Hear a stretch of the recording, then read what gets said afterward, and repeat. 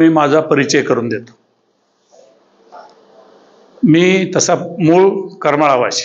आपली शेती वगैरे सगळं आहे हे करमाळ्याच्या हद्दीतच आहे. माझं शिक्षण MSc, MPhil, PhD, B.Ed, M.Ed, LLB एवढं शिक्षण झालेलं आहे. पण मी आता याच्यात का आलो तर सुरुवातीला माध्यमिक शिक्षक म्हणून मी काम केलं. त्याच्यानंतर उच्च माध्यमिक म्हणजे ज्युनियर कॉलेजला काम केलं. त्याच्यानंतर सिनियर कॉलेजला 25 वर्ष काम केलं. PhDचा गाईड, संशोधनाचा गाईड म्हणूनही काम केलं. पुणे विद्यापीठामध्ये कुलसचिव, प्रकुलगुरू, कुलगुरू, स्टँडिंग कमिटीचा चेअरमन, पुणे विद्यापीठातलं एकही पद असं नाही की ज्या पदावर मी एक करमाळ्याचं एक रहिवासी म्हणून आणि मला त्यात अभिमान वाटत होता की महात्मा गांधी हायस्कूल इथं माझं शिक्षण 70 साली मी तिथून पास झालो. हे सगळं करत असताना मला एक कधीतरी असं वाटलं, आता अशोकरावांनी फार बरोबर सांगितलं की मला हे का लक्षात आलं. मी आपल्याला सांगितलं की मी कुलगुरू होतो तिथंपर्यंत थांबलो. त्याच्यानंतर MPSCवर मी मेंबर म्हणून गेलो. महाराष्ट्र पब्लिक सर्व्हिस कमिशन, ज्याच्यामध्ये डेप्युटी कलेक्टर, नंतर DYSP आणि खालची PSI आणि PSI किंवा PI अशी वेगवेगळी राज्य स्तरावरची पदं भरली जातात. हे सगळं करत असताना आता रिटायरमेंट नंतर मी एप्रिल 15ला म्हणजे जवळजवळ 9 वर्षापूर्वी मी त्या पदावरून, प्राचार्य पदावरून बारामतीच्या विद्या प्रतिष्ठानला मला खास बोलवून नेलं होतं. पुणे विद्यापीठातलं सगळं माझं काम पाहून. आणि मग तिथं गेल्यानंतर 15 वर्ष त्या कॉलेजला मी प्राचार्य म्हणून काम पाहिलं. त्या संस्थेला एक विशिष्ट उंची दिली. तिथलं एक वैशिष्ट्य होतं की पवार फॅमिलीतल्या कुणीही मला कंट्रोल करण्याचा प्रयत्न, सर्व अधिकार तुम्हाला. त्यामुळं कॉलेजला मला मनमोकळेपणे काम करता आलं. त्या कॉलेजमध्ये अनेक विभाग सुरू केले. सांगण्यासारखा विभाग म्हणजे बायोटेक्नॉलॉजी. महाराष्ट्रातलं नव्हे तर देशातलं बायोटेक्नॉलॉजी आपण आपल्या कॉलेजला पदवीपदावर सुरू केलं. हे मी आपल्याला काय सांगितलं, याच्यामुळं मला पुढचं जे घडत गेलं सगळ्या गोष्टी त्या योगाने सगळ्या घडत गेल्या. पण मला सगळ्यात आत्ता मी रिटायरमेंट नंतर जे काम करतो आहे ते म्हणजे MPSCचे मॉक इंटरव्ह्यू घेतो आहे. मी सदस्य असल्यामुळं, माजी सदस्य असल्यामुळं आत्ता जे MPSCच्या परीक्षा होतात त्या परीक्षेतून जे विद्यार्थी पास होतात आणि त्याच्यानंतर मेन इंटरव्ह्यू होतो, त्या मेन इंटरव्ह्यूच्या अगोदर त्यांची रिहर्सल म्हणून निर्णय ठिकाणी मॉक इंटरव्ह्यू. आणि मी विशेषतः ग्रामीण भागातल्या मुलांना आणि विशेषतः मुलींना जास्तीत जास्त मदत करायची. आणि आपल्याला आश्चर्य वाटेल की ग्रामीण भागातल्या मुलीसुद्धा अत्यंत वेगानं, बहुजन समाजातल्या, तुमच्या आमच्या समाजातली मुलं आणि मुली प्रचंड वेगानं पुढे येत आहेत, सगळ्या वेगानं. आणि त्यांना ते फक्त त्यांना मार्गदर्शन म्हणून मी आत्ता बोलताना सांगितलं की त्यांच्याकडे एकच गोष्ट आहे, मी ग्रामीण भागातला आहे, माझ्याकडं न्यूनगंड चेहऱ्यावर दिसतो, कसं कसं होतं वगैरे वगैरे, ते सगळं बाजूला करून आत्तापर्यंत मी जवळजवळ बऱ्याच प्रकारचे DYSP, आत्ताच्या लिस्टमध्ये सुद्धा 46 DYSP, नंतर 35 किंवा 36 डेप्युटी कलेक्टर आणि PSI, तर अनेक प्रकारचे PSI मी मुलाच्यातून आणि मुलीतून केले आहेत. पण तुम्हाला सुचलं कसं? मुख्य सुचण्याचं कारण कधीतरी डोक्यात होतंच की आपल्या तालुक्यासाठी, कुटुंबासाठी केलं. कुणी असं मला म्हणतं की तुम्ही आता शेवटच्या टप्प्यात का करता? एक तर कुटुंबाला स्थैर्य पाहिजे होतं. कुटुंबाचं स्थैर्य सगळ्या गोष्टी झाल्यानंतर मला देखावा ह्यात करायचा नाही, तो डोक्यात कधीही नव्हता आणि आज उद्याही असणार नाही. म्हणून मला मॉक इंटरव्ह्यू घेताना आता जवळजवळ या सीझनमध्ये 3000 मॉक इंटरव्ह्यू मी घेतले. आणि मॉक इंटरव्ह्यू घेताना माझी एक गोष्ट लक्षात आली की युवकांची आणि युवतींची फ्रस्ट्रेशन्स प्रचंड आहे, अत्यंत वैफल्यग्रस्त आहेत. म्हणजे शासनाविषयी, कुठल्या वैयक्तिक शासनाविषयी किंवा व्यक्तीविषयी माझी बोलायची इच्छाही नाही, परंतु शासनाविषयी अत्यंत ते वैफल्यग्रस्त आहेत आणि त्यांना पुढचं सगळं डार्क दिसतं आहे, सगळं डार्क दिसतंय. आता पुढं नेमकं काय? एका पदासाठी आपल्याला आश्चर्य वाटेल, एका पदासाठी 3000 अर्ज येत आहेत. एक पद जर असेल तर त्याला 3000 अर्ज येत आहेत एका पदासाठी. DYSPचं एक पद असेल तर त्याला 3000 अर्ज, म्हणजे सिलेक्ट होणार एक, बाकीच्यांनी जायचं कुठं हा प्रश्न. म्हणजे मला थोडक्यात असं म्हणायचं की ही जे बेकारी जी वाढते आहे ज्या योग्य फास्ट प्रमाणामध्ये, तिथं कुठंतरी ते थांबलं पाहिजे. आता मला हे का सुचलं तर याच्यातून माझी ही कल्पना आली की कुठंतरी आपण तालुक्याला थोडंसं काहीतरी शेवटच्या टप्प्यात यथाशक्ती योगदान दे. मला उभा राहायची संकल्पना केल्यानंतर मला बरेच लोक म्हणले, याला पैसा लागतो, याला प्रचंड लागतं, काही कोटी. म्हटलं मी पैसा वाटणाऱ्यातला नाही, माझी विचारसरणी तसली नाही. मला करायचं ही माझी पोटतिडकीनं तळमळ आहे. मला आता जसं यांनी सांगितलं, काहीही मला कमवण्याची किंवा वेगळं करण्याची गरज नाही. मी पैशापासून फार अलिप्त राहिलो आहे. मी पेन्शन सुद्धा घेतलेली नाही. शासनाचे माझ्यात हिंमत आहे जगायचं तोपर्यंत. त्याच्यानंतर जे पण शासनाची पेन्शन घ्यायचं, म्हणजे पेन्शन घेणारे वेडेत असं मी म्हणत नाही, त्यांना त्यांची गरज होती त्यांच्यात, पण मी जाणीवपूर्वक घेतलेलं नाही. आज पेन्शन असताना सुद्धा मी ह्याच्यात का पडतो आहे, तर मला काहीतरी करून दाखवायचं आहे. मी मुलाखत देताना मागं असं म्हटलं, अनेक ठिकाणी माझी मुलाखत घेतली, की करमाळा तालुक्यामध्ये एक हे कॉलेज सोडलं आणि जोरचं एक छोटं कॉलेज सोडलं तर करमाळा तालुक्यात कॉलेजेस आहेत किती? एक BEd कॉलेज आहे का? एक DEd कॉलेज आहे का? एक डिप्लोमा इंजिनिअरिंगचं कॉलेज आहे का? एक डिप्लोमा फार्मसीचं, कशाचं कॉलेज आहे आपल्याकडं? मग ह्या मुलांनी मुलींनी जायचं कुठं? गोरगरिबांची मुलं मुली, विशेषतः मुली, मी का म्हणतो का, एक तर आपल्या कुटुंबातले मुलींना बाहेर सोडत नाहीत, राहायचं म्हणलं तर तिथं अनेक प्रश्न, राहण्याचे प्रश्न, हे सगळा सारा. मी विद्याप्रतिष्ठानला प्राचार्य होतो. या तालुक्यातले अनेक विद्यार्थी, माझं हे डिक्लेअर झाल्यानंतर अनेक विद्यार्थी मला म्हणतात की सर, अत्यंत योग्य निर्णय, आम्हाला कुठे यायचं, काय यायचं, तो काय माझा फक्त तो एक भाग आहे की मी पोटतिडकीनं सगळ्या गोष्टी केल्या आहेत. मला जे करायचं आहे, विशेषतः मी फार एका पंचवार्षिकमध्ये मी सगळं करमाळा बदलेल असा माझा भ्रम नाही. मी फक्त एक तर एज्युकेशनमध्ये फोकस करीन, 100% एज्युकेशनमध्ये चांगल्या पद्धतीच्या सुविधा इथं आणण्याचा प्रयत्न करील. वेगवेगळे हॉस्टेल्स, त्यासाठी फंडिंग मिळतं, UGC कडून फंडिंग मिळतं. जर इथले करमाळा तालुक्यातले कुणी असतील लोक, तर त्यांनी जर कुणाची इच्छा असेल तर त्यांना मी सगळं मार्गदर्शन करायला तयार आहे. तुम्ही D.Pharmcy कॉलेज काढा, तुम्ही डिप्लोमा इंजिनिअरिंग कॉलेज काढा, आणि काळाच्या ओघानुसार ज्यांच्याकडं हे आहे, रक्कम आहे, त्यांना मी वैचारिक मोफत मदत करायला तयार आहे. सगळं माहीत, फक्त त्यांनी मला ट्रॅव्हल इथं आणायचं, नंतर मी तिथं माझं घरच आहे, त्यामुळे त्यांना राहायची जबाबदारी वगैरे त्यांच्यावर काहीच नाही. मी सगळं माझं ज्ञान द्यायला तयार आहे. पण करमाळा तालुक्यात डिप्लोमा कॉलेजेस आणि डिग्री इंजिनिअरिंग कॉलेज काळाच्या ओघामध्ये, विशेषतः माझ्या डोक्यात एक नक्की आहे की कमीत कमी 2 कॉम्प्युटर कॉलेजेस करमाळ्यात काढायचे. तो आपल्यापैकी कुणी आता हे सगळं ऐकल्यानंतर जर करमाळ्यातलं कुणी तयार झालं, पैसेवाले लोक ज्यांच्याकडे आहे आणि ज्यांना योगदान द्यायचं आहे, तर माझी त्यांना नम्र विनंती की तुम्ही बिनधास्तपणे सुरू करा सगळं. कॉम्प्युटर कॉलेज, उद्या काळाची भाषा कॉम्प्युटर फक्त आणि कॉम्प्युटर आहे आपल्याकडं. मी नाहीत असं म्हणत नाही, छोट्या मोठ्या इन्स्टिट्यूट असणं गोष्ट वेगळी आणि कॉम्प्युटर कॉलेज असणं गोष्ट वेगळी. तिथं जे नॉलेज मिळेल त्याच्याबरोबर डिग्री मिळेल, त्यांना बाहेर जायला मिळेल. बाहेर आता माझ्या मुलाला मी जाणीवपूर्वक कॉम्प्युटर, माझा मुलगा बाजूला ठेवू, पण त्याला जाणीवपूर्वक मी कॉम्प्युटर सायन्स केलं. आज त्याच्याकडे 110 लोक सर्व्हिसला आहेत. कॉम्प्युटरमध्ये एवढी क्षमता आहे, बाहेरच्या देशाला जात आहेत. माझ्या कॉलेजचे अनेक मुलं आज वेगवेगळ्या देशातून वेगवेगळ्या पद्धतीनं काम करत आहेत. IT मध्ये, म्हणजे इन्फॉर्मेशन टेक्नॉलॉजीमध्ये. आपल्याला ह्या सगळ्या गोष्टी करायच्या आहेत. दुसरा भाग मी आपल्याला सांगेन, मला माहिती आहे की पैसे लागतात आणि हे होतं.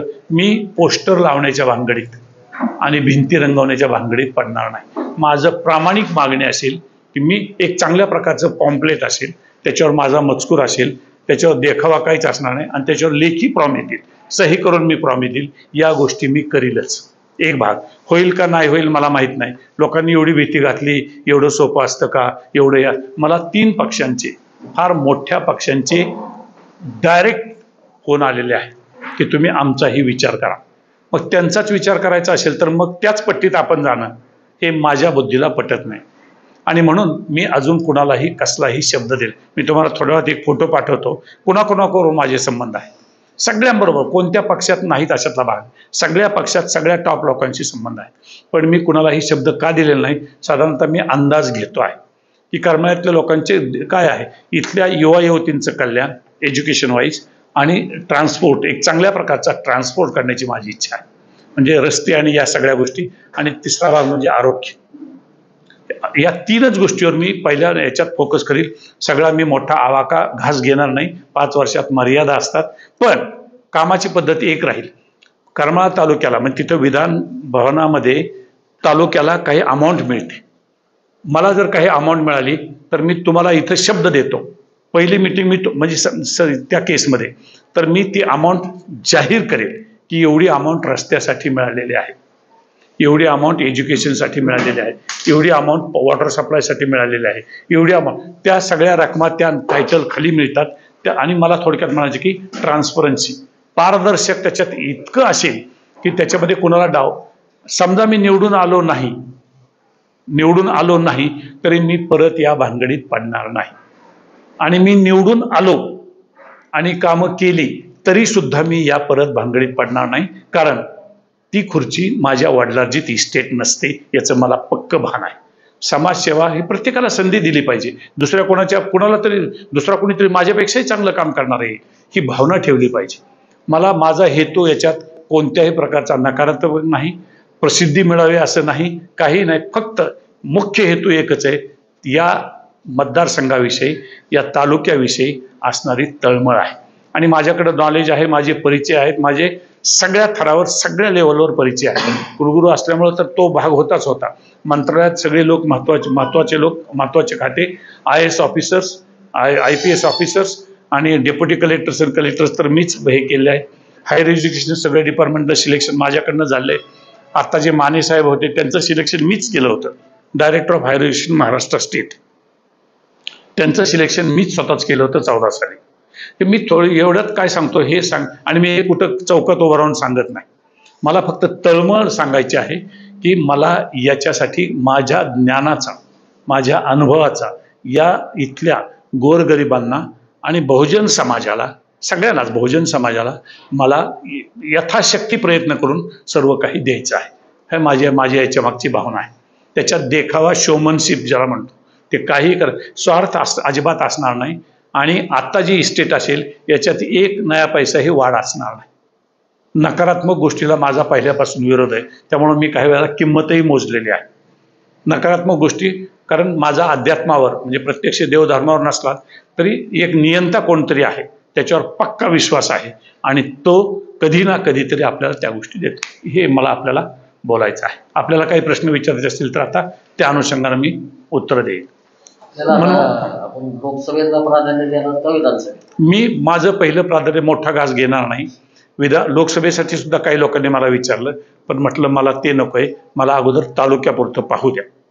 यावेळेला तर मी 100% परत विधानसभेसाठी मात्र नक्की उभा राहणार.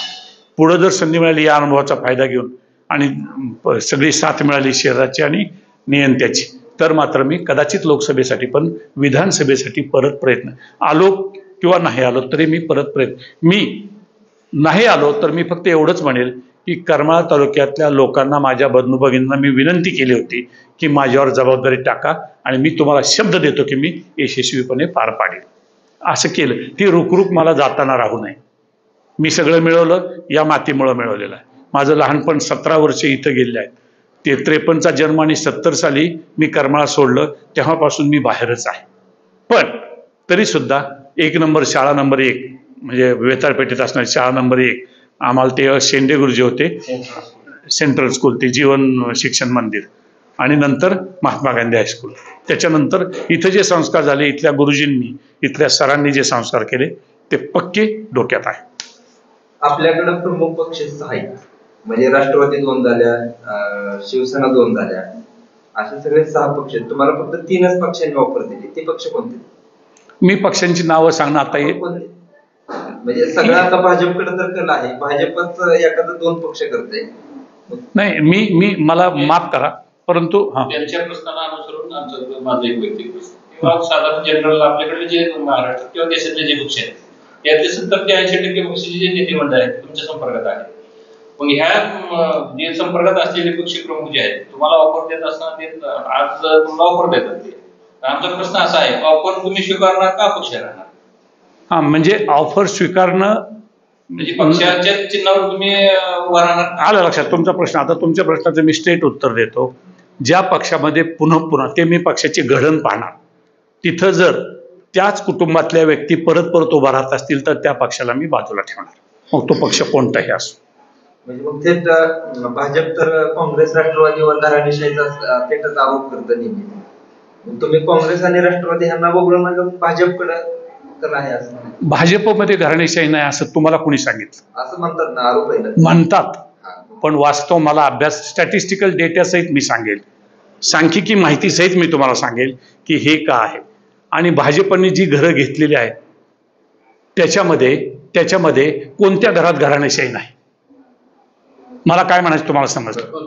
भाजपनं जी घराणी घेतलीत अशी करून त्याच्यात कोणत्या घराण्यात घराणेशाही नाही. मग भाजपला वेगळं समजत काय आहे. सत्तेसाठी जे पक्ष केवळ सत्तेसाठी मार्ग कोणता असो, साधन सुचिता, ways and means to use for election, साधन सुचितेचं भान ठेवून मी कदाचित हे म्हटलं तसं स्वतंत्र सुद्धा मी सांगितलंय, एक मत जरी पडलं माझं मला तरी मला नावभेद होण्याचं काहीही कारण नाही, मी होणार नाही. त्याचं कारण असं आहे की मी कुणासाठी किंवा कसल्या भावना ठेवून आणि काही करून वेगळं पण दाखवणार नाही.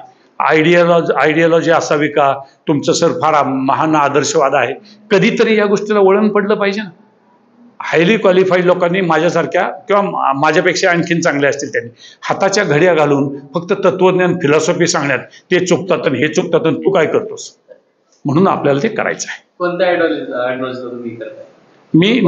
मी सांगितलं की फक्त अतिशय ट्रान्सपरंट पारदर्शीपणे समाजसेवा करता येते. Politics is game of perception म्हणजे नाही, ते पॉलिटिक्स इज द पॉलिटिक्सच्या अनेक व्याख्या आहेत. मला एक जणांनी व्याख्या सांगितली, politics is the last result of the scoundrels. मूर्खपणाचा शेवटचा धंदा म्हणजे राजकारण. बरोबर आहे, पण मी त्या अर्थानं बोलणार नाही. तुम्ही कुठलं परसेप्शन मी माझं परसेप्शन एकच आहे की ट्रान्सपरंटली समाजसेवा करता येते एक भाग, आणि सुशिक्षित माणसांनी, सुशिक्षित लोकांनी, पदव्या घेतणाऱ्या लोकांनी यात आलं पाहिजे. हाताच्या घड्या घालून फिलॉसॉफी सांगणं बंद करावं, हे माझं स्वच्छ मत आहे. आणि जनतेनं आपल्या कोणती परंपरा, फक्त ते विजयच मिळाला पाहिजे आणि काहीच. माझी प्रचाराची पद्धत सुद्धा अत्यंत प्लेन असणार आहे. गाड्या घेणं, घोडे मिरवणं आणि देखावा करणं, शो, कुणी मला वेड्यात काढलं तरी मला इट मेक्स नो डिफरन्स. पण उद्या, आज नाही, अजून 1, 2, 3 किंवा 4 इलेक्शन जातील. लिहून ठेवा, पुढची इलेक्शन या देशामध्ये फक्त निर्मळ होतील आणि व्हावीच लागतील. कारण उपवासी पोटी युवा युवती कुणाचंही तत्वज्ञान ऐकून घेणार नाही. मी सांगितलं, एका पदासाठी 3000 अर्ज, 3000 म्हणजे 2900 अर्ज घरी बसतात. ते उपवासी पोटी पात्रता त्यांच्याकडे आहे, पात्रता त्यांच्याकडे. आता CHB महाविद्यालयामध्ये 65% प्राध्यापक 10-15 हजारावर काम करतात. मी प्राचार्य म्हणून त्यांना कसं सांगू की तुम्ही पोटतिडून शिकवा, आणि एक प्राध्यापक पगार घेतो 1.5 लाख रुपये आणि दुसरे घेतात 15,000 रुपये. हे कुठेतरी थांबलं पाहिजे ना. आणि त्याला मार्ग आहे, आमच्यासारखे मार्ग देतो ना. एज्युकेशनमध्ये जर गेलो तर मी आमूलाग्र बदल करेन. आणि संधी मिळालीच, समजा कर्मकारांनी संधी दिलीच, मला माहित नाही काय होईल ते, पण दिलीच तर महाराष्ट्राचं एज्युकेशन बदलण्याची मी तुम्हाला 100% हमी देतो की ते मी कुणीही मिनिस्टर असले तरी मी त्यांना सल्ले देणारच. शिक्षणातच खाजगीकरण. बर, तुम्ही आता शिक्षणामध्ये बदल करण्याचा म्हणताय, परंतु शिक्षणातच खाजगीकरण सुरू आहे. हे म्हणूनच मी म्हणतो की खाजगीकरण सुरू आहे, याला कुठेतरी पायबंद घातलाच पाहिजे. आणि त्याचे माझ्याकडे सोल्युशन्स आहेत. ती सोल्युशन्स मी आत्ताच डिस्क्लोज करणार नाही. सोल्युशन 100% आहेत. हे केल्यानंतर हे होईल, खाजगीकरण थांबवलं, सगळ्या गोष्टी होतील. एक गोष्ट आहे की आपण नकारात्मक जास्त बोलण्यापेक्षा मला कुणावरही टीका अजिबात करायची नाही, पण जे चाललेलं आहे याचं समर्थन माध्यमांनी करू नये, शहाण्या माणसांनी करू नये, किंवा शहाण्या आमच्यासारखी स्वतःला महान समजणारी माणसं हाताचे गळे घालून हे अमकं चाललं नाही, ते बरोबर चाललं, हे बदललं पाहिजे. बदलायचं कोणी? हे असं एवढ्या मोठ्या टॉप मोस्ट पदावर काम केलं असतं, शिक्षण क्षेत्रात भरीव योगदान तुमचं, की याच्या पलीकडे मोठी पद शिक्षण क्षेत्रात विरळ. तर आपले जे कॉन्टॅक्ट आहेत मोठ्या मोठ्या राजकीय पक्षांना, तर तुमच्याकडून वास्तविक बघायला गेलं तर आता हे जे पत्रकार परिषद झाल्यानंतर तुम्ही शिक्षण क्षेत्रातच काम करावं अशा अपेक्षा युवकांकडून किंवा तालुक्यातील जनतेकडून होतात. तर त्यावेळेस एक प्रश्न उपस्थित होईल की बाबा शिक्षक मतदारसंघात तुम्ही का ट्राय केली, की तिथं राज्य लेवलवर, राज्य पातळीवर मोठ्या प्रमाणात काम करण्याची संधी त्या निमित्तानं तुम्हाला. शिक्षक मतदारसंघात काम करणं तर त्याला काही विधान भवनात सुद्धा मर्यादा आहे. शिक्षक मतदारसंघातून काम करणं त्याला मर्यादा आहेत. आणि शिक्षक मतदारसंघ हा आयसोलेट मतदारसंघ राहतो. आयसोलेट मतदारसंघ असणारा मंत्रालयात म्हणजे मंत्रिमंडळात घेतीलच असं नाही. आपल्याकडं पोटेन्शियल असेल, इरिस्पेक्ट ऑफ अदर थिंग्स, म्हणजे पार्टी कुठली का असेना, तर त्यांना माझा ते विचार करतील असा माझ्या अनुभवाच्या फायद्यासाठी आणि महाराष्ट्राच्या फायद्यासाठी. सत्य कुणाची का असेना, त्यांना जर वाटलं महाराष्ट्राचा शैक्षणिक दर्जा उंचावा तर आमच्यासारख्याचा सल्ला घ्या. आम्हाला मंत्रिपदाची लाल गाडी नकोय. लाल गाडी मी वापरली MPSCचं सदस्य असताना, पिवळ्या दिव्याची गाडी मी वापरली कुलगुरू असताना. त्या दोन्ही गाड्या माझ्या वापरून झालेल्या आहेत. त्यामुळे मला तोही लोभ हव्यास असलं काहीच नाही. एक जनरल प्रश्न सर, राज्यसभेचे जे आता उमेदवार डिक्लेअर केले आहेत, तसं बघायला गेलं तर राज्यसभेचे उमेदवार हे कला, शिक्षण इत्यादी क्षेत्रातून जाणकार मंडळींना ते एक संधी दिली जाते. तर त्यात ते तसं जाणवतं काय तुमच्या पात्रतेची? खरं तर हा आपला विषय सोडून जरा साईड ट्रॅक नाही तुमच्या कक्षात एवढे आहेत म्हणून विचारायचं. नाही विचारलं तुम्ही तुमच्याबद्दल मी नाही महत्वाचा प्रश्न आहे. हा बोला कारण तुम्ही ज्या पद्धतीने सांगताय की माझी पोस्ट वरतीपर्यंत सगळ्या नेत्यांबरोबर आहे, पक्षांबरोबर आहे, तर ती पक्षांकडून तुमचं नाव राज्यसभेसाठी निवडलं जावं असं यांच्या पक्षात आहे. म्हणजे यांच्या